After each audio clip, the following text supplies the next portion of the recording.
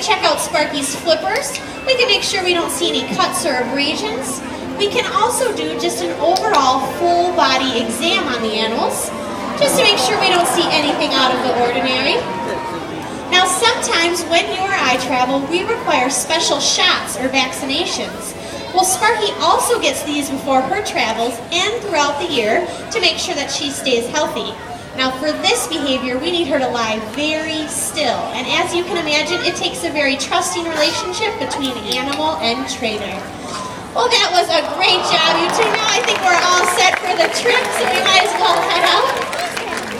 But you know, before Sparky headed out, she wanted to grab her reusable gift bag, just in case she didn't find anything along the way to bring home. And then she was ready to set out for the first part of the journey.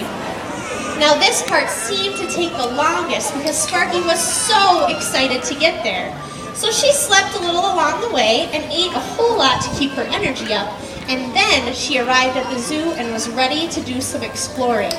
Now the first exhibit that they found was kind of peculiar. They saw some animals in there. They weren't quite sure what these animals were. They looked for a sign telling them exactly what these animals were, and then Sydney saw that they were bouncing up and down and thought they must be kangaroos.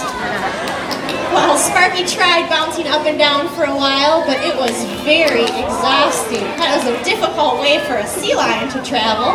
But for a kangaroo, it is the best way for them to travel long distances in search of food. Well, we had already been traveling for quite some time, and we were ready to have a little bit of fun, so we headed over to the penguin house to play a little follow the leader.